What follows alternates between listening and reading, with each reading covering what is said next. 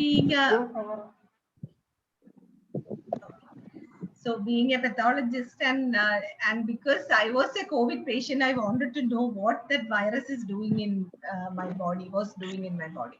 അപ്പൊ അങ്ങനെ കുറെ ഈ ഐസൊലേഷനിലേക്ക് ഇരിക്കുമ്പോൾ കുറെ വായിച്ചിട്ടുണ്ട്. അപ്പൊ അതിന്റെ ഒരു ബേസിക് ഐഡിയ ഉണ്ടായിരുന്നു. പക്ഷേ as you all know, like over the last 2 years, there are so many studies being conducted, and so the knowledge about the pathophysiology, the treatment, it's all being updated day by day. So whatever I am going to present today, it is just a compilation of a number of definitely relevant articles. Because ചിലതില് ഭയങ്കര contradictory ആയിട്ട് തന്നെ views പറയുന്നുണ്ട്. പക്ഷേ majority ഒരു കൺസെൻസസിൽ എത്തിയ matters മാത്രമാണ് ഞാനിപ്പോ എന്റെ ഇന്ന് പ്രസന്റ് ചെയ്യാൻ ഉദ്ദേശിക്കുന്നത്. Okay, so I think I will start.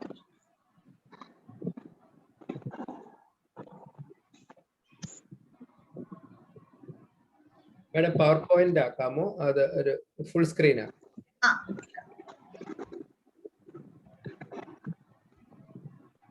ആയില്ലേ? ഫുൾ സ്ക്രീൻ ആയി. Okay. So coming to the pathogenesis of COVID-19, see, this is not a formal session. അപ്പൊ അതുകൊണ്ട് തന്നെ എനിക്ക് എപ്പോഴെങ്കിലും നിങ്ങൾക്ക് ബിക്കോസ് കണ്ടിന്യൂ ആയിട്ട് നമുക്ക് ഇത് കോംപ്രിഹെൻഡ് ചെയ്യണമെങ്കിൽ ആദ്യം മുതലേ മനസ്സിലായാലേ പറ്റത്തുള്ളൂ. അപ്പൊ ഇടയ്ക്ക് ഏതെങ്കിലും കാര്യം മനസ്സിലായില്ലെങ്കിൽ അപ്പൊ തന്നെ ഇന്ററപ്റ്റ് ചെയ്ത് ചോദിക്കാം. കാരണം മനസ്സിലാവാതെ നമ്മൾ അത് പിന്നെ ഫോളോ ചെയ്തുകൊണ്ട് കാര്യമില്ല. So it is purely an informal session. അത് ആദ്യമേ തന്നെ പറയട്ടെ. അപ്പൊ അതുകൊണ്ട് എപ്പോ വേണമെങ്കിലും ഇന്ററപ്റ്റ് ചെയ്ത് എന്നോട് ഡൗട്ട് ചോദിക്കാം.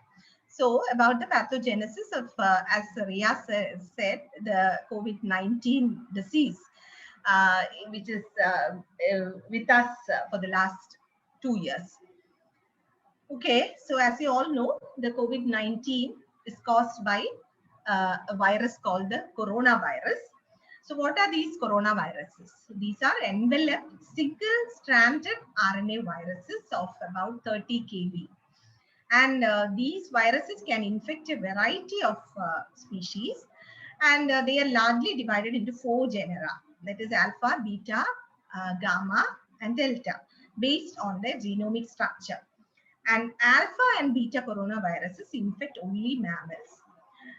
There are certain human coronaviruses named as 229E and NL63, and they are responsible for the common cold and crow, and they belong to the alpha coronavirus group. But the others, which we all know as the SARS viruses, they belong to the beta coronavirus. The SARS coronavirus, the first one, then the Middle East Respiratory Syndrome coronavirus, the MERS-CoV. Of course, I'm sure you all know what is this SARS, the sudden acute respiratory syndrome. So MERS-CoV, and finally the one which started in 2019 December actually in China, that is a SARS-CoV-2, and that's why we call the disease as COVID-19. So any virus, you know, like when virus infect the cells, so that's why we always say viruses are very harmful than any other pathogen. Why? Because they start growing in our cells itself, destroying the cells. So this is a life cycle of viruses. They consist of 5 steps. So first is attachment to the host cell, penetration of the host cell, and biosynthesis of more viruses, maturation of those viruses, and then release of those new virus particles from the cell to the outside, so that those new viruses can go and infect more and more of the host cells. This is what is happening in any viral infection. So just explaining again, because this understanding is very important for you to understand what is happening to the SARS-CoV-2 virus also. So the viruses bind to the host always via some kind of receptors, that is called the attachment. They then enter the host cells through 2 mechanisms, either endocytosis or membrane fusion, and that process by which they enter the host cells is called penetration. And as they enter the host cell, the viral contents of that virus are released inside the cytoplasm of the host cell. and the viral RNA enters the host nucleus for replication. And that viral mRNA, so this is a RNA virus, that viral messenger RNA is used to make new viral proteins. That is called biosynthesis. And now these viral proteins have to become the intact viral particles, that is called maturation. And once a mature virus particle or an intact virus particle or an intact virus is formed, that will be released from the cytoplasm of the cell to the outside so that they can infect more cells. So that is a life cycle of virus infection or by infecting pathogenic viruses. So now coming to the coronavirus structure, because again the understanding is important to to know how the coronavirus gets into our body. So the virus consists of 4 structural proteins. Of course, it's a spherical virus, and the most important parts are the 4 structural proteins. They are the spike protein named as S, the membrane protein M, the envelope protein E, and the nuclear protein, that is a nucleocapsid. So these are the 4 proteins of the coronavirus, and the most important being this one, the spike, which projects as a spike. So that is a spike protein, spike. This is composed of a glycoprotein protruding from the viral surface, and this is the spike protein is the one which determines the diversity of the coronaviruses. You know, we have so many kinds of coronaviruses. Again, mutations are happening. All these are happening in this spike protein. So that's why this is the most important part of the coronavirus. And this again is the reason for the affinity of the virus towards the host. And this spike again has 2 subunits, S1 subunit, which is responsible for the binding of the virus to the host cell, and S2 subunit, which is responsible for the fusion of the virus membrane or the viral membrane to the host cell membrane. So these are the 2 subunits of spike. We have the other proteins, the membrane protein, and this is the protein which is responsible for maintaining the spherical shape of the virus. And another one, the envelope protein. The envelope protein, that is again, so we said about the biosynthesis and then the maturation. So envelope protein is responsible for the assembly and later the release of the new virions.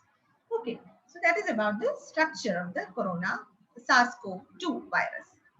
So I told you the nucleocapsid protein is essential for the new synthesis of the new genomic RNA, and the M protein, so once new virion particles are formed in the cytoplasm of the cell, this M protein facilitates integration to the cellular endoplasmic reticulum. So you have to remember that all our cells have numerous cellular organelles, the most important 2 organelles being the endoplasmic reticulum and the Golgi apparatus.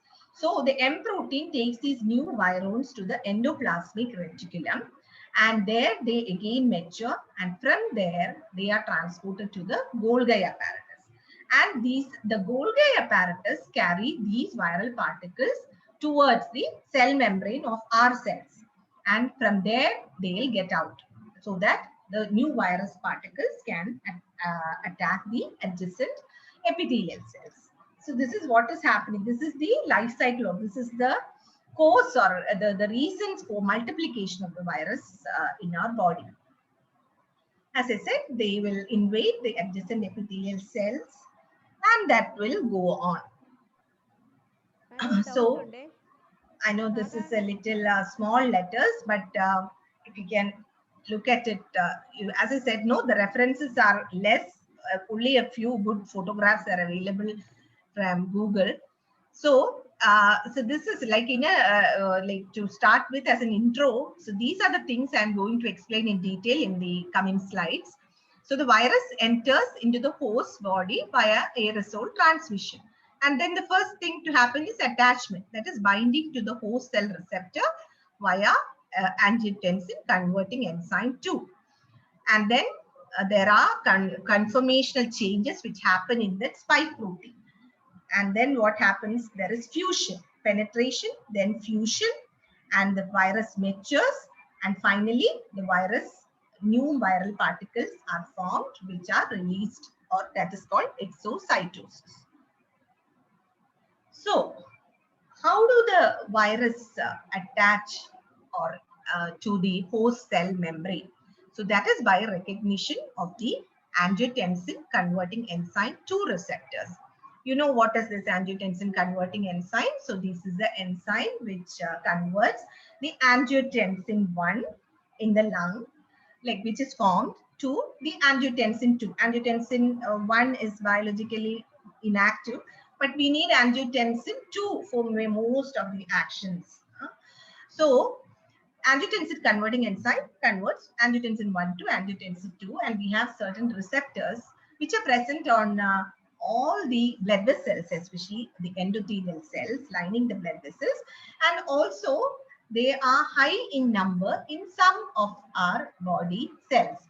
For example, they are expressed highly in our lungs, in our heart, ileum, kidney, and bladder. So mostly in our lungs, a bit in the nasal cavity, and also the GI tract. So that explains the symptoms of these COVID coronavirus infection. So this, I have written structural and functional analysis showed that the spike for SARS-CoV-2 also bound to ACE2, because the other two viruses, SARS-1, the SARS coronavirus, and the MERS coronavirus also, like they have been subjected to so many studies, and they also enter our cell through the ACE2, and like that the coronavirus 2 also binds to ACE2.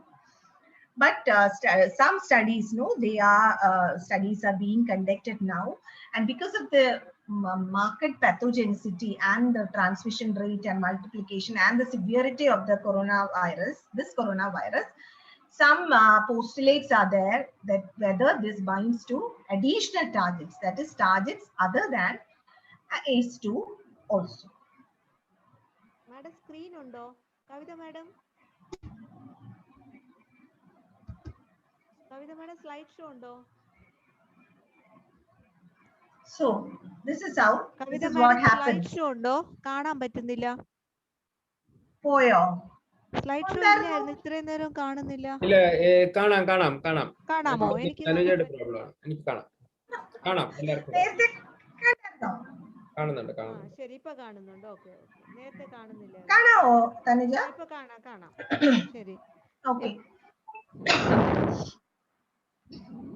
Okay, just look at this picture for a better understanding. As I said, this is a coronavirus. This is a spike protein of the coronavirus, and it recognizes the ACE2 receptors on the host cell, so that it gets attached to the host cell membrane. That is what happening.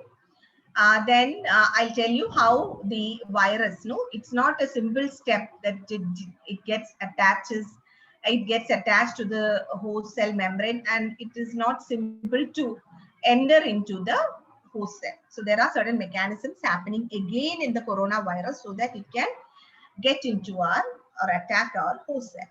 So that's what I'm going to say. So once the spike protein attaches to or recognizes the ACE2 receptor, that spike protein has to be activated. And this activation of the spike protein is done by a mechanism called cleavage. So protease cleavage, I told you before that the spike protein has two units, the S1 and the S2. So there are two cleavages that happen, a two-step sequential protease cleavage, which are needed for activation of the spike protein of the SARS-CoV-2. The first cleavage is at the S1-S2 site, that is for priming. And the second cleavage is for activation at the S2 site, because it is the S2 site that facilitates the membrane fusion, that is fusion of the viral cell membrane and the host cell membrane. Okay, so there are two steps. So that is called the protease cleavage. And as I said, after the cleavage, the first cleavage is at the S1, S2. So though there is cleavage, the S1 and S2 subunits always remain non-covalently bound, and the S1 again activates the S2 subunit so that the S2 subunit can lead on to membrane fusion. So that is what is happening. So the cleavage, always remember there is a protease cleavage occurring at the spike protein for it to get into the host cell. So how? Again, ACE2 receptor alone is not sufficient for this cleavage and subsequently the fusion. So that is again primed. The spike protein has to be primed by another protein called the transmembrane serine protease.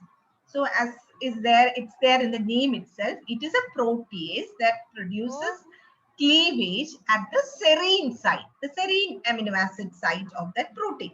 So there is a protein called transmembrane serine protease, again present in many epithelial cells as well as the endothelial cells, but present in very high numbers along our nasal cavity, our bronchial tract, and as well as gastrointestinal tract. So that is a TMPRSS2. It's nothing but a transmembrane serine proteins. And the spike protein, once primed by this transmembrane serine protease, the cleavage at S1S2 occurs. And then, as I said, the S2 facilitates the fusion of the viral membrane to the host with the R membrane, host cell membrane. So we know that this was a mechanism in both the SARS-CoV virus as well as the MERS virus. But what makes this virus, the SARS-CoV-2, more pathogenic? So the new studies, the Western blot analysis, etc., they have found that in addition to the ACE2 receptors and the transmembrane serine protease, the SARS-CoV-2 has something very unique. That is the existence of another cleavage site called the furin cleavage site. This is again a serine-dependent cleavage, but this is seen only in the CoV-2 virus. So, this is the reason for the increased pathogenicity of this SARS-CoV-2 virus. And though, as I said, the previous two viruses, the previous two coronaviruses, the SARS viruses, they also fused with the cell membrane.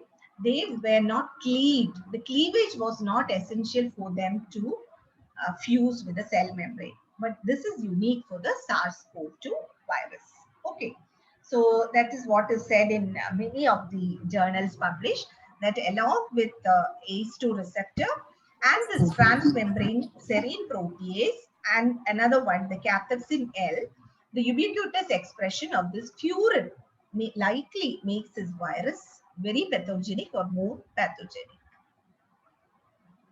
Okay, another picture to show what is happening. So the SARS virus, the spike protein, it recognizes the ACE2 receptor.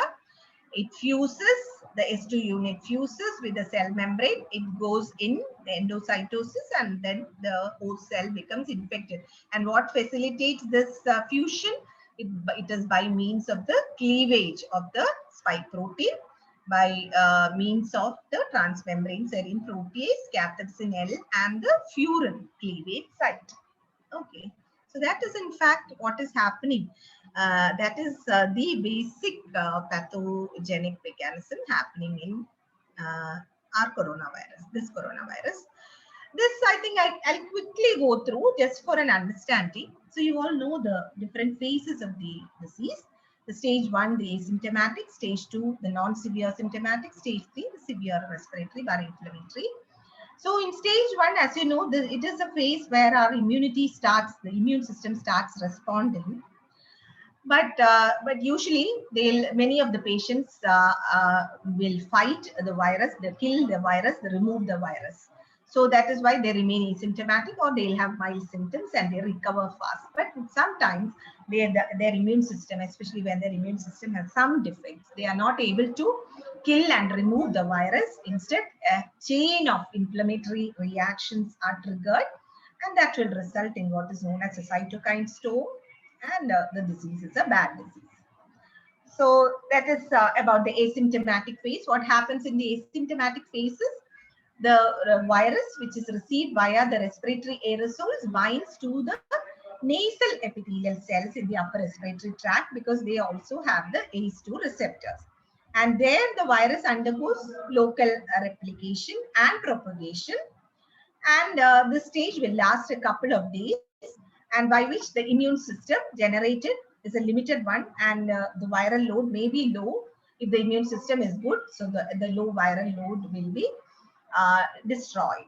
But if it is a high viral load, maybe the virus will then spread again and multiply more. So this is again a picture. So you have to look at the picture to understand it. It's just a repetition of what I just told you, what's happening. So the virus enters the cell. Always remember the TMPRSS2. The virus replicates, viral RNA is formed, viral proteins are formed, and then it becomes an intact virus. It goes out and starts infecting other cells. And so these are the, what are these? These are the type 2 alveolar cells, the pneumocytes of the alveoli, type 2 pneumocytes, because they are the ones which are more attacked by the coronavirus. And in between the epithelial cells, we always have macrophages also. And these macrophages also have ACE2 receptors, and so they will also be infected by the host cells. And it is in a way good that the macrophages and the epithelial cells and also the dendritic cells are infected by the virus, because they can now, they are converted into the antigen presenting cells. So some cells have to be infected, or they should have the virus for them to become the antigen presenting cells, so as to trigger our immune response. So if the viral multiplication is not controlled in that phase, it will start invading the upper respiratory tract, and then the immune response will come into play by release of the infected epithelial cells will release the cytokines and the chemokines. It's the first cytokine to be liberated is a chemokine.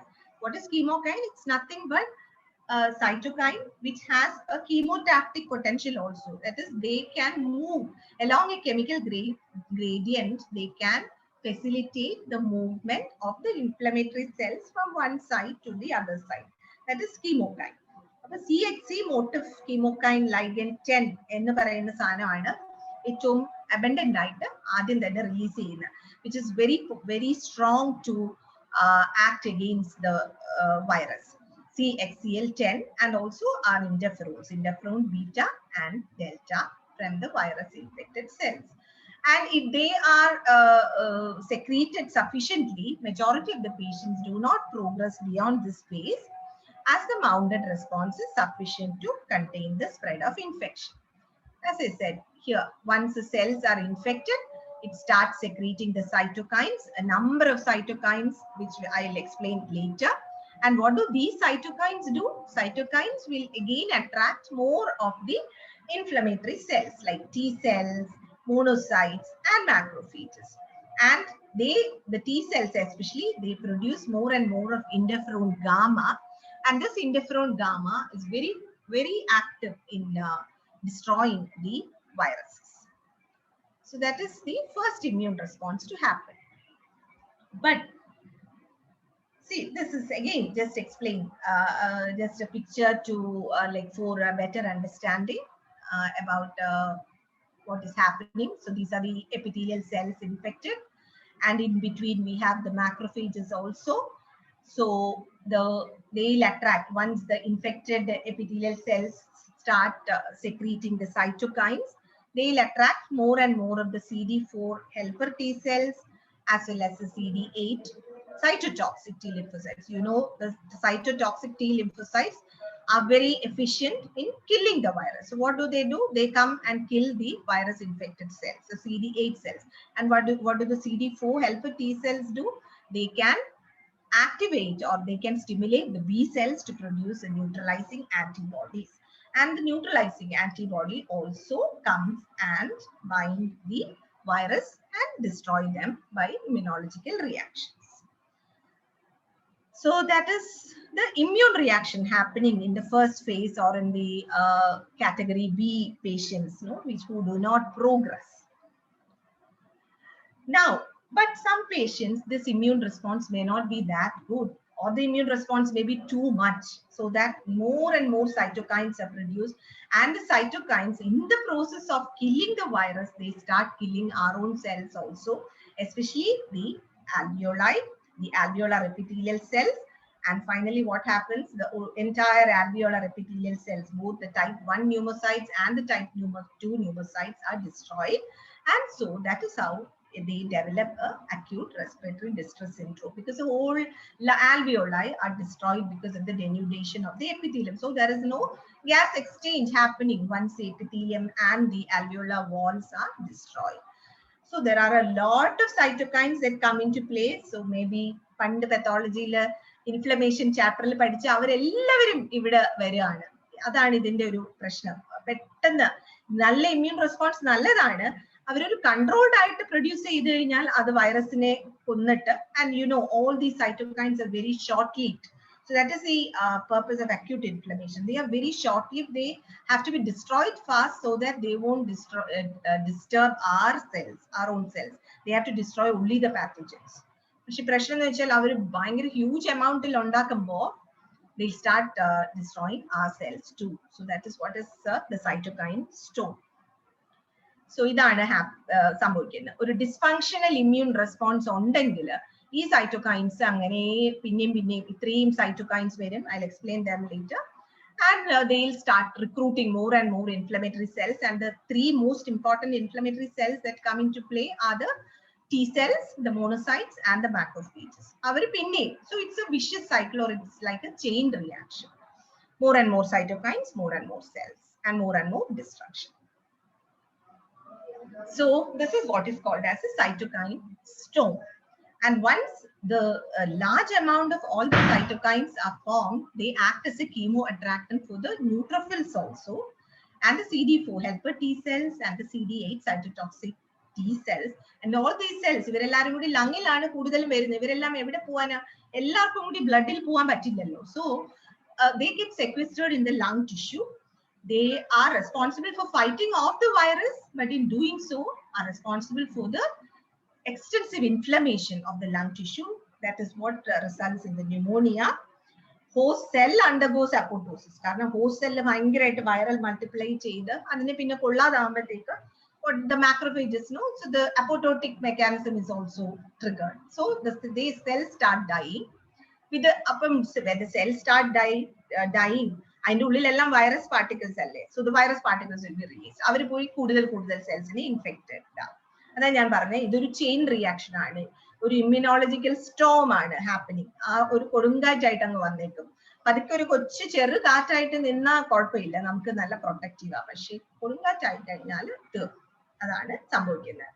They leading to loss of both type 1 and type 2 pneumocytes, and that is what is called as diffuse alveolar damage, which is the pathology of ARDS.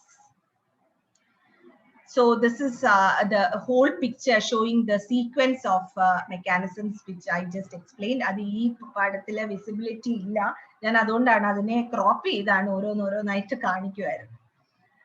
You know, we don't have any textbook references, all these. ഇതാണ് നമ്മുടെ ലങ്ങിന്റെ pathology. കുറച്ച് autopsy studies ആണ് വന്നിട്ടുള്ളത് അതിലൊക്കെ. So initially lung ആൽവിയോളൊക്കെ കുറച്ച് patent ആയിട്ട് inflated ആയിട്ടിരിക്കും. പക്ഷെ ഭയങ്കരമായിട്ട് ഇൻഫ്ലമേഷൻ വന്നു കഴിയുമ്പോൾ see, it's filled with inflammation. You can't see the alveoli as air filled because the alveoli are filled with the inflammatory cells. And finally, ഈ ഫേസ് ആയപ്പോഴത്തേക്ക് inflammatory cells മാത്രമല്ല, നമ്മുടെ ആൽവിയോളെ ലൈൻ ചെയ്യുന്ന എപ്പിത്തീലിയൽ സെൽസും കൂടെ ഡെന്യൂഡഡ് ആയി ഇതിനുള്ളിൽ കിടക്കും. So that is ARDS, or the diffuse alveolar damage. And along with that, there will be edema also, proteinaceous fluid, as well as the inflammatory cells. Okay, this is what is happening. ഞാൻ ഈ പറഞ്ഞത് തന്നെയാണ്. It's overlapping diffuse alveolar damage, acute lung injury, ARDS. And along with that, I told you, see, ലങ്ങിലും നിറയെ ഉള്ള ഒരു കാര്യം എന്താണ്? Blood vessels. The alveolar wall is full of small capillaries, and all these capillaries are lined by endothelial cells. And what do these endothelial cells? They express a very high amount of ACE2 receptors. So the virus will attack these endothelial cells also. So that is the reason for the endothelial cell damage, starting from the pulmonary alveolar capillaries. Avidunnu trigger cheydana. So the Virchow's triad is activated once the endothelium is disrupted. The flow is disrupted, and then there is, so that is the reason for the pulmonary capillary thrombosis that is happening in coronavirus. So now I told you about all these things. So what is the immunology? How does the immune response? What are the immune cells that are coming to play? I told you we have three kinds of cells in the alveolar wall. We have the epithelial cells or the pneumocytes. In between we have the alveolar macrophages, and also on the epithelial surface we have some other cells called the dendritic cells. Nothing but a kind of macrophages. So these are the three main components for triggering an innate immune response in our body after coronavirus infection. And they are the antigen presenting cells in the lung.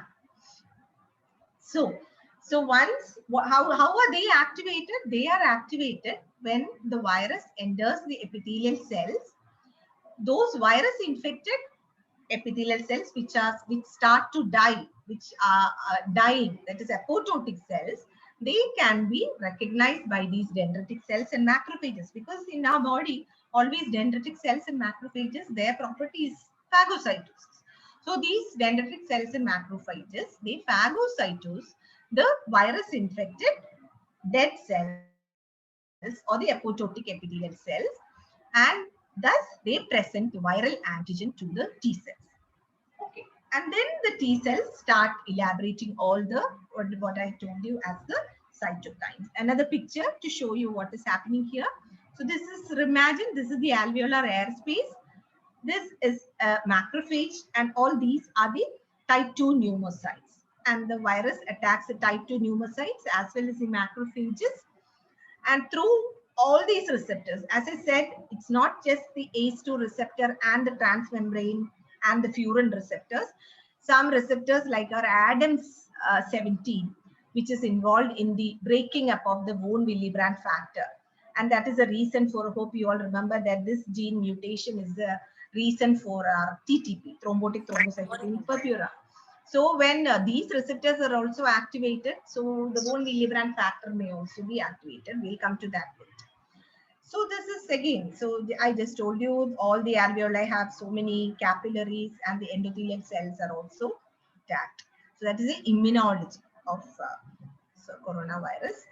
See, I'm not going to explain this slide. So because as I said, more and more studies are coming up, and they have found that it's not just ACE2 receptor mediated or the TMPRR receptor mediated pathway.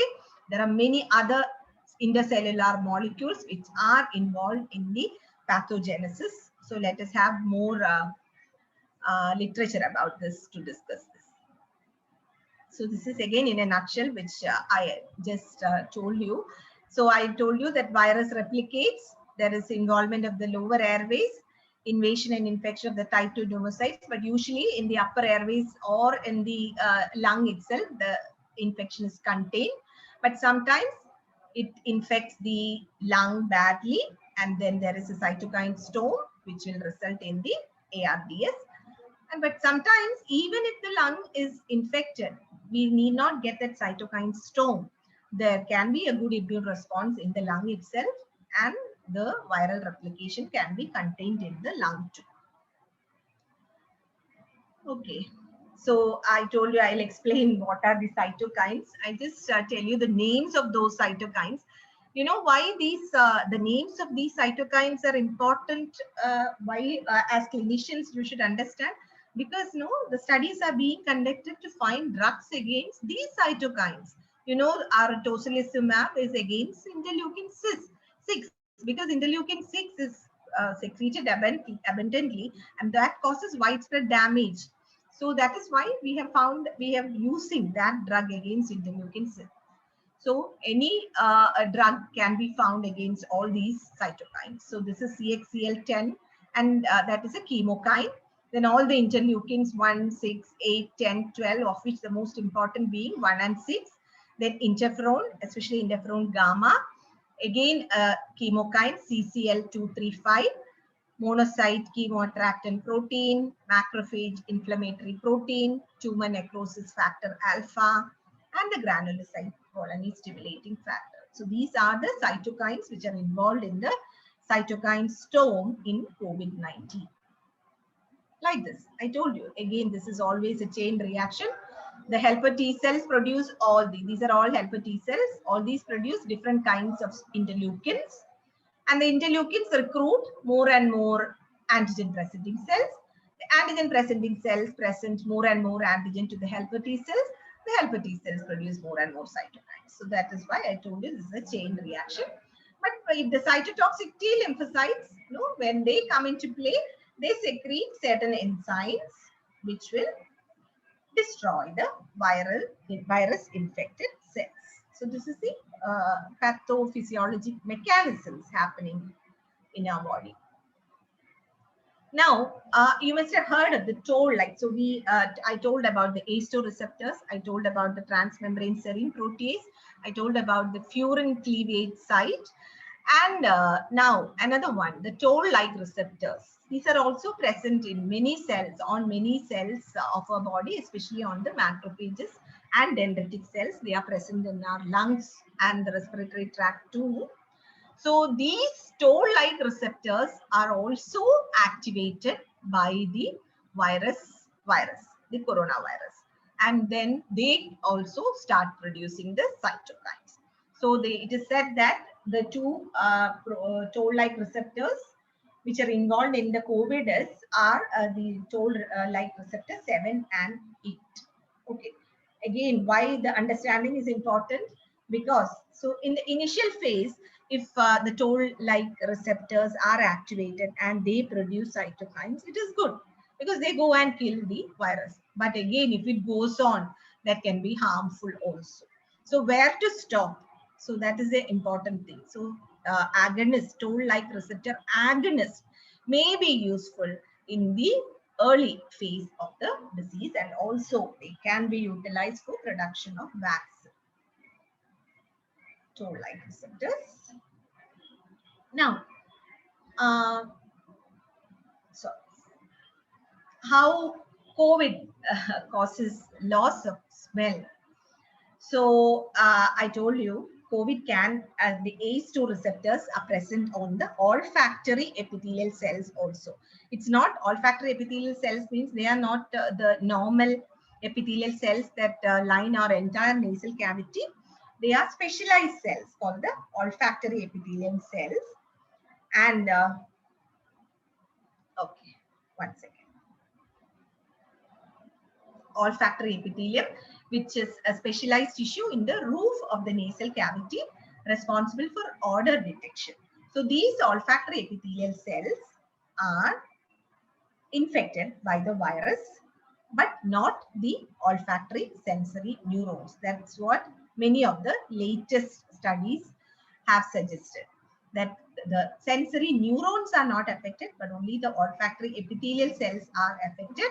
But how do they affect the sensory neurons? Because these are the epithelial cells which support the adjacent neurons. അപ്പോൾ അതിന്റെ ആ support പോകുന്നത് കൊണ്ടാണ് neurons affected ആവുന്നത്, അല്ലാതെ ന്യൂറോണിനുള്ളിൽ virus കയറുന്നത് കൊണ്ടല്ല എന്നാണ് ഈ ഒരു ആർട്ടിക്കിള് പറയുന്നത്. I'm not going to the details of that.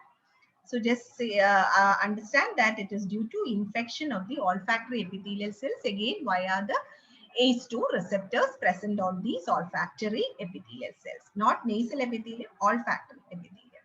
So olfactory epithelium. So the neurons are not affected. That's what the latest studies say. Riyas, ഞാൻ ഇതിനകത്തോടൊക്കെ പോണോ? How the coronavirus escapes our immune system.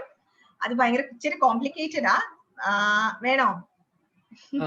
അല്ല madam, കുറച്ച് ഒരുപാട് details വേണ്ട madam, കാരണം മാഡത്തിന് ഇനിയിപ്പോ time ലിമിറ്റും ആവും. 10 മിനിറ്റ് കൂടിയല്ലേ. ഒറ്റ സെന്റൻസിൽ പറഞ്ഞേക്കാം, ഈ കൊറോണ വൈറസ് ഇത്രയും വെറിലന്റ് ആവുന്നതെന്ന് വെച്ചാൽ അതിന് നമ്മുടെ ഇമ്മ്യൂൺ സിസ്റ്റത്തിനെ ഇവേഡ് ചെയ്യാനുള്ള കുറച്ച് കപ്പാസിറ്റിയും കൂടെ ഉണ്ട്. കാരണം നമ്മുടെ ഇമ്മ്യൂൺ സിസ്റ്റത്തിൽ ഈ മൈക്രോബ്സിനെയൊക്കെ നമ്മൾ റെക്കഗ്നൈസ് ചെയ്യുന്ന ചില പാത്വേസ് ഉണ്ട്. ആ പാത്വേനെ പറ്റിച്ച് ഇവർക്ക് ഇങ്ങനെ വെസിക്കിൾസിനകത്ത് കയറി നമ്മുടെ ബോഡിയെ അറ്റാക്ക് ചെയ്യാൻ പറ്റും. ഇവരുടെ സർഫസ് റിസെപ്റ്റേഴ്സിനെ എക്സ്പോസ് ചെയ്യാതെ വേറെ വെസിക്കിൾസിനുള്ളിൽ കയറി കളയും. അപ്പൊ സർഫസ് റിസെപ്റ്റേഴ്സ് വന്നാലേ നമ്മുടെ ബോഡി റെക്കഗ്നൈസ് ചെയ്ത് ഇമ്മ്യൂണിറ്റി ട്രിഗർ ചെയ്യത്തുള്ളൂ. അപ്പൊ അങ്ങനെയും ഇത് നമ്മുടെ ഇമ്മ്യൂൺ സിസ്റ്റത്തിനെ ഇവേഡ് ചെയ്യാൻ പറ്റും. Okay, now a little bit about what is relevant for you, Riaz. That is the MISC. You all know what is happening to the children. So maybe post-COVID or sometimes it is MISC that prompts us to look for the COVID antibodies, isn't it? So many mechanisms are again postulated. That's again a bit complicated. I'll just tell you the mechanisms, the names of those mechanisms. So the first one is, of course, an antibody-dependent enhancement. That's what they say, because of the antibodies to the COVID virus which are produced in our body. So they'll start triggering an immunological reaction. That is antibody-dependent enhancement. And again, in children, after the infection, the interleukin-1 beta remains there. They are not destroyed fast. There is an upregulation of the interleukin-1 beta. ഈ interleukin-1 beta പിന്നെ പോയിട്ട് ബാക്കി എല്ലാവരെയും ഇങ്ങനെ കുറെ കൂടി stimulate ചെയ്യും. അപ്പൊ വീണ്ടും cytokines ഉണ്ടാക്കിക്കൊണ്ടേയിരിക്കും. So the basic pathology is an ongoing inflammation. So that is what all the literature says, continuing inflammation because of the immunological mechanisms. അതിന്റെ കൂടെ കുറെ ആർട്ടിക്കിൾസ് പറയുന്നത് there is always a autoimmunity that is developing after coronavirus in children. കാരണം ഒരു molecular mimicry വന്നിട്ട് self ആന്റിജൻസിനെ detect ചെയ്യാനുള്ള capacity പോകുന്നു. So auto antibodies are also produce and ആ ഓട്ടോ ആന്റിബോഡി അപ്പൊ പിന്നെ ഒരു ഓട്ടോ ഇമ്മ്യൂൺ മെക്കാനിസമായി. So it's same as any other auto immune. That immune മെക്കാനിസവും സൈറ്റോകൈൻ റിലീസും ഒക്കെ കൂടെ വരുന്നതാണ്. ഇതാണ് MISCയിൽ ബേസിക്കലി പറയുന്ന മെക്കാനിസം. പിന്നെ ഒന്നും കൂടി പറഞ്ഞ് ഞാൻ നിർത്താം. Again, another important aspect of COVID is the COVID-associated coagulopathy happening both in children as well as in adults. Here, almost all the articles say there is nothing new to understand. It's just a Virchow's triad of endothelial injury, alterations in normal blood flow, hypercoagulable states. So this is what is happening. These are the reasons. These are the mechanisms. So there is an endothelitis. I told you, because the endothelium has ACE2 receptors. They are also destroyed by the virus. And once the endothelium is destroyed and they becomes dysfunctional, there is always an altered blood flow. Avada thatti povumbodekku blood flow is altered. And what are the problems in our blood? There are many issues happening in our blood due to corona. The platelets get activated. The viral RNA itself can cause a hypercoagulable state. And there is another new entity called the NETs. I'll just explain that because that is interesting. What is this NETs? And I told you, ADAM17 gene would involved iron, the bone Willebrand factor dysfunctional. Factor 11A is activated. And, the D-dimer test chain, and there is always formation of fibrin in the blood. So, hypercoagulability, blood flow, endothelial damage. This is നമ്മൾക്ക് Covid associated coagulopathy ഉണ്ടാകുന്നത്. And always again there is മറ്റേ MISCയിൽ പറഞ്ഞ പോലെ constant ongoing inflammation. ഈ net എന്താന്ന് പറഞ്ഞേക്കാം, because that also നിങ്ങൾ net എന്ന് കേൾക്കുമ്പോൾ എന്താന്ന് മനസ്സിലാക്കാൻ വേണ്ടിയാണ്. ഞാൻ പറഞ്ഞല്ലോ, ഓൾ ദീ സൈറ്റോകൈൻസ് അട്രാക്ട് മോർ ന്യൂട്രോഫിൽസ്.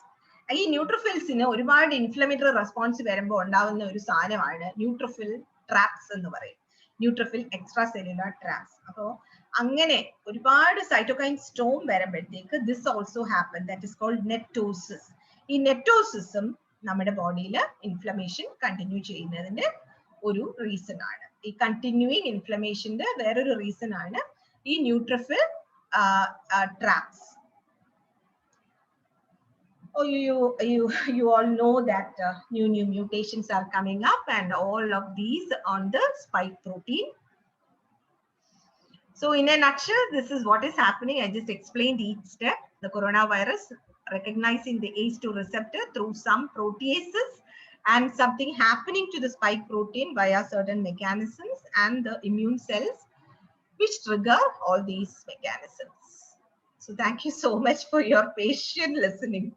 ശരിക്കും കൊന്നു എന്ന് പറയാ എല്ലാരും. ഇതിപ്പോ കവിതയ്ക്കും റിയാസിനുമാണെങ്കിൽ ഒരു ദിവസം പോലും ഒരു മണിക്കൂർ പോലും എടുക്കാനില്ല. എല്ലാ ദിവസവും രാവിലെയും വൈകുന്നേരം ഉച്ചയ്ക്കും ഒക്കെ പ്രോഗ്രാമാണ്. അതിനിടയ്ക്ക് ഇത്രയും മനോഹരമായിട്ട് ഇത്രയും പ്രയാസപ്പെട്ട് ഇത് പ്രിപ്പയർ ചെയ്യാന്ന് വെച്ച് കഴിഞ്ഞാൽ ഒരു കഥ കേൾക്കും പോലെ കേട്ടിട്ടുണ്ടായിരുന്നു. ഒറ്റൊരു പ്രശ്നമേ ഉള്ളൂ, നമ്മൾ ഈ ആളില്ലാത്ത തിയേറ്ററിൽ നിന്ന് അവാർഡ് പടം കണക്കിരിക്കുന്നു. 18 പേര്, ഇപ്പൊ 11 ആയത്. നല്ല സാറേ, ഞാൻ ശരിക്കും പറഞ്ഞാൽ ഞാൻ 5 പേരുണ്ടെങ്കിലും ഞാൻ ഇതേപോലെ തന്നെ പ്രസന്റ് ചെയ്തതന്നെ. കാരണം എന്നോട് ആവശ്യപ്പെട്ടത് റിയാസ് ആണ്. റിയാസിന് മനസ്സിലാവണം, അത്രേ എനിക്ക് വേണ്ടുള്ളൂ. അല്ല, അതല്ല, ഇതിപ്പോ റെക്കോർഡ് ചെയ്ത് എനിക്ക് തോന്നുന്നത് ഇത് നമുക്ക് ശരിക്കും ബോഡിയിലായിരുന്നെ കുറച്ചുകൂടെ ആളുണ്ടായിരുന്നേ എന്നുള്ളതാണ് എനിക്ക് തോന്നിയത്. അത്രേ ഉള്ളൂ. ഇത് വളരെ ബുദ്ധിമുട്ട്. ഇത്രയും കാര്യങ്ങൾ മുഴുവൻ ഇതുപോലെ എടുത്ത് പ്രിപ്പയർ ചെയ്ത് പ്രസന്റ് ചെയ്യണമെന്നുണ്ടെങ്കിൽ അത് കേൾക്കാൻ ആളില്ലെങ്കിൽ ശരിക്കും കഷ്ടല്ലേ? അതാണ് ഞാൻ പറഞ്ഞത്. എനിക്ക് പക്ഷെ വിഷമം തോന്നുന്നില്ല സാറേ, കാരണം ഞാൻ എനിക്കും കൂടെ വേണ്ടിയാണ് ഇത് പഠിച്ചത്. എനിക്ക് വിഷമം എനിക്കത് പറയാൻ പറ്റി എന്നുള്ളതാണ് എന്റെ സന്തോഷം. എന്റെ വിഷമം അതല്ല. ആക്ച്വലി സാറേ, ഇത് നമുക്ക് ഈ പറഞ്ഞ പോലെ ഇപ്പൊ നമുക്കൊരു ഈ ഒരു ടോപ്പിക്കിന് വേണ്ടിയിട്ട് ആള് വരും എന്ന് വിചാരിച്ചിട്ടല്ല ഇത് ചെയ്തത്. എനിക്ക് മനസ്സിലായി. മാഡത്തിനെ കൊണ്ട് ചെയ്യിച്ചാല് നമുക്ക് ഇത് പ്രൊപ്പഗേറ്റ് ചെയ്യാൻ പറ്റും. കാരണം യൂസ്ഫുൾ ആണ്. നമുക്കിപ്പോ ഒരു അണ്ടർ സ്റ്റഡിക്കോ അവർ ക്ലാസ്സിലോ ഒക്കെ പ്രസന്റ് ചെയ്യാനൊക്കെ ഇത് വളരെ നല്ല ഡീറ്റെയിൽഡ് ആണ്. ഇപ്പൊ റെക്കോർഡ് ചെയ്തിട്ടുള്ളതുകൊണ്ട് എനിക്ക് തോന്നുന്നു നമുക്ക് അതങ്ങനെ പ്രസന്റ് ചെയ്യാൻ പറ്റുമായിരിക്കും തോന്നുന്നു. വളരെ നന്നായിട്ട് പ്രസന്റ് ചെയ്തു. ഒരു പ്രോബ്ലം വെച്ച് കഴിഞ്ഞാൽ ഒരു കോംപ്ലിക്കേറ്റഡ് ഉള്ള ഒരു സംഭവം കഥ പറയുമ്പോൾ പറഞ്ഞു പോയപ്പോൾ നല്ല സുഖം ഉണ്ടായിരുന്നു. ഒരു ക്വസ്റ്റ്യൻ മാഡം, കുട്ടികളില് കുറച്ച് ന്യൂറോളജിക്കൽ സയൻസും കൂടെ കാണാറുണ്ട്. അതായത് ഇപ്പൊ ഈ നമ്മള് സിവിയർ കോവിഡ് എന്ന് പറയുന്നതിനകത്ത് നമ്മൾ ഈ റെസ്പിറേറ്ററി റേറ്റ് എണ്ണുന്നതിനപ്പുറം സീഷേഴ്സ് ഒക്കെ വരുന്നു, അല്ലെങ്കിൽ ഓൾട്ടേർഡ് സെൻസോറിയം വരുന്നു. അതിനെയൊക്കെ നമ്മൾ സിവിയർ കോവിഡ് ആയിട്ടാണ് എടുക്കുന്നത്. അപ്പം മാഡം പറഞ്ഞത് ആ ഒരു ന്യൂറോൺസിനെ പൊതുവിൽ ഇത് അങ്ങനെ ബാധിക്കുന്നില്ല എന്നാണ്. അങ്ങനെ മാഡം വായിച്ച കൂട്ടത്തിൽ അങ്ങനെ കണ്ടോ? ഇല്ല എന്നാണ് പറയുന്നത്. ന്യൂറോൺസിന് റിസെപ്റ്റേഴ്സ് ഇല്ലാത്തതുകൊണ്ട് ന്യൂറോണിനെ ഇൻഫെക്ട് ചെയ്യുന്നില്ല. പക്ഷെ അതിന്റെ അഡ്ജസന്റ് സെൽസിനെ ഇൻഫെക്ട് ചെയ്തിട്ട് ആ ന്യൂറോൺസിന്റെ ആ പ്രോപ്പർട്ടി ഉണ്ടല്ലോ, അതിന്റെ സ്ട്രക്ചറും ഒക്കെ ഓൾട്ടേർഡ് ആവുന്നു എന്നാണ് പറഞ്ഞത്. അതിനെ സപ്പോർട്ട് ചെയ്യുന്ന സെൽസ് എല്ലാം ചെയ്യുമ്പോൾ ഇപ്പം നമ്മൾ പറയത്തില്ല, ഇപ്പൊ പുറത്തുനിന്ന് ഒരു കംപ്രഷൻ വന്നാൽ തന്നെ ഒരു ന്യൂറോണിന്റെ ഫംഗ്ഷൻ ഡാമേജ് ആവുമല്ലോ. അപ്പൊ അങ്ങനെയാണെന്നാണ് ഇപ്പൊ ലേറ്റസ്റ്റ് ഒരെണ്ണം പറയുന്നത്. അതേസമയം ഞാൻ വേറൊരു യൂട്യൂബിൽ ഒരു സാധനം കണ്ടപ്പോ അതിനകത്ത് അവര് അത് പക്ഷെ ലാസ്റ്റ് ഇയറിലെ ആയിരുന്നേ. അതിൽ പറയുന്നത് ഒരു ന്യൂറൻ ലൈക്ക് പെപ്റ്റൈഡ് എന്ന് പറഞ്ഞ ഒരു റിസെപ്റ്ററും കൂടി ഉണ്ട്. And that is responsible for the anosmia എന്ന് ചിലതിൽ പറയുന്നുണ്ട്. ഇത് ആണ് ഏറ്റവും ലേറ്റസ്റ്റ്. റിയാസ് ചോദിച്ചോണ്ട് ഞാൻ പറയാം. ഒരു ആർട്ടിക്കിളിൽ ഒരു ന്യൂറോലെമ ഇൻഫ്ലമേഷൻ ആണെന്ന് പറഞ്ഞിട്ടുണ്ട്. ന്യൂറോലെമ ഇൻഫ്ലമേഷൻ, അതായത് പറഞ്ഞ പോലെ എപ്പിത്തീലിയം അല്ലെ, കവറിങ്ങിലാണ് ഇൻഫ്ലമേഷൻ. ചുറ്റും സസ്റ്റനാക്കുലർ സെൽസ് ഉണ്ടല്ലോ, ആ സാധനമാണ് ഇൻഫെക്റ്റഡ് ആവുന്നത്. ഡെഫിനറ്റ്ലി ഇൻഫെക്റ്റഡ് ആയ അവിടെ അപ്പോഴേ ഇൻഫ്ലമേറ്ററി സെൽസ് വരുമല്ലോ. അപ്പൊ അതിന്റെ എഡീമയൊക്കെ ആയിരിക്കും. അതെ, because of the inflammation of the neurolemma the nerve get compressed. അതാണ് പ്രോബ്ലം. മാഡം, ഒരു ക്വസ്റ്റ്യൻ കൂടി. നമ്മൾ ഇപ്പം ഇതിനെ ശരിക്കും കോവിഡിലെ ഈ ലങ്ങിൽ വരുന്ന ചേഞ്ചസിനെ can be call this pneumonia? ഇതിന്റെ പത്തോളജി ന്യൂമോണിയയുടെ പത്തോളജി തന്നെ ആണോ? അതായത് ഈ നമ്മൾ ആ ഒരു പിക്ചേഴ്സ് മാഡം കാണിച്ചല്ലോ, അപ്പൊ ആ പിക്ചേഴ്സില് ഈ ഡെന്യൂഡഡ് സെൽസും മറ്റേ എൻഡോത്തീലിയൽ സെൽസിന്റെ ഡാമേജ് കാരണം വരുന്ന വെസൽസിന്റെ ത്രോംബോസിസും ഒക്കെ ആണോ, അതോ അത് ന്യൂമോണിയ തന്നെയാണോ? അതെ, ഇപ്പൊ നടത്തിയ ഓട്ടോപ്സി സ്റ്റഡീസിലെല്ലാം അവർ പറഞ്ഞത് എങ്ങനെയാന്ന് വെച്ചാല് ഈ ന്യൂമോണിയ എന്ന് പറഞ്ഞാല് നമ്മൾ പറയുന്ന ലോബാർ ന്യൂമോണിയക്കകത്താണ് ഇതുപോലെ ആൽവിയോളയുടെ അകത്ത് നിറയെ ഇത് കിടക്കുന്നത്. മറ്റ് viral pneumonia is always an interstitial pneumonia. ഇതിൽ അങ്ങനെ അല്ലെന്നാണ് ഈ ഓട്ടോപ്സി സ്റ്റഡീസ് ഒക്കെ പറയുന്നത്. ഇതിൽ വരുന്ന diffuse alveolar damage is A pathological term. നമ്മൾ പറഞ്ഞ പോലെ ഈ ഫുള്ളി സെൽസും എല്ലാം കൂടെ അതിനകത്ത് എക്സ്പോളിയേറ്റ് ചെയ്ത് അല്ലെങ്കിൽ ഡെന്യൂഡഡ് ആയിട്ട് കിടക്കുന്നത്. And additional finding in all the autopsied lungs are there thrombosis in the capillaries. So that term actually, but നമുക്ക് ബാക്കി റേഡിയോളജിക്കലിയും ക്ലിനിക്കലിയും എല്ലാം ന്യൂമോണിയ, ഇറ്റ് ഇസ് കൺസോളിഡേഷൻ മാത്രമാണ് നടക്കുന്നത്. ബട്ട് ദി അണ്ടർലൈൻ പത്തോളജി മറ്റേതിന് ഒത്തിരി ഡിഫറെന്റ് ആണ്. യൂഷ്വൽ വൈറൽ ന്യൂമോണിയ എപ്പോഴും നമ്മൾ ഇൻഡസ്ട്രീഷ്യവാ കാണുന്നത്. ആൻഡ് ന്യൂട്രോഫിൽസ് ഇങ്ങനെ പാഞ്ഞു പിടിച്ച് വരത്തുമില്ല. നമ്മള് ഇൻഡസ്ട്രീഷ്യത്തിലെ ജൈന്റ് സെൽസും അങ്ങനെയൊക്കെയാ കാണുന്നത്. അത് തന്നെയാണ് ഫൈബ്രോസ് വന്നു കഴിഞ്ഞാൽ ഈ കൺസോൾട്ടേഷൻ സ്റ്റേറ്റ് പോയിട്ട് ഫൈബ്രോസിലോട്ട് കൺസോൾട്ടേഷൻ ആണ് നമ്മൾ സാധാരണ ARDS കൺസോൾട്ടേഷൻ വന്നു കഴിഞ്ഞാൽ ഈ ഫൈബ്രോസിസ് പോലും കൺഫ്യൂഷൻ ആണ് സാറേ. ഈവൻ പൾമണോളജിസ്റ്റ് പോലും പറയുന്നില്ല ഇസിറ്റ് ഫൈബ്രോസിസ്, ഒന്നും പലർക്കും മനസ്സിലാവുന്നില്ലല്ലോ. ഓർ അതും ത്രോംബോസിസ് തന്നെ പെർസിസ്റ്റ് ചെയ്യുന്നതാണോ എന്നൊക്കെ. അത് റേഡിയോളജി ഇസ് ലൈക്ക് ഫൈബ്രോസിസ്, പക്ഷേ ആ പത്തോളജി ഒന്നും വന്നിട്ടേ ഇല്ല ഈ ഫൈബ്രോസിന്റെ ഒന്നും. എനിക്ക് കിട്ടിയില്ല അതൊന്നും. മാഡം, ഞാൻ ഫിനിഷ് ചെയ്യുന്നതിന് മുമ്പ് ഗിരിജ മാഡത്തിന് ഒരു കമന്റ് കൂടെ ഒന്ന് വായിക്കാം. You took me back to the old pathology classes some 50 years back when there were no OHP or PowerPoints but only blackboard and chalk. Thank you once again. Great comment. ഉണ്ടായിരുന്നോ? Madam ഉണ്ട്, madam ഉണ്ട്. ഉണ്ടായിരുന്നു. Madam ഉണ്ട്. Thank you madam. ഉണ്ടാ എനിക്ക് ഞാനിത് close ചെയ്യട്ടെ presentation. Thank you madam. Okay, അപ്പൊ നമ്മുടെ എക്സിക്യൂട്ടീവിനും ആളില്ലേ? ഇത് മതിയല്ലോ. മതി മാഡം. നമുക്ക് ഇത് ഈ മീറ്റിംഗ് ഞാൻ എൻഡ് ചെയ്യാണ്. ഞാൻ അയച്ചു തന്നിരിക്കുന്ന ലിങ്ക് വഴിയിട്ട് നമുക്ക് എക്സിക്യൂട്ടീവിലേക്ക് കയറാം. Okay, thank you. Thank you. Thank you. Thank you, Riaz. Thank you, madam. A special thanks from me. Thank you. Thank you.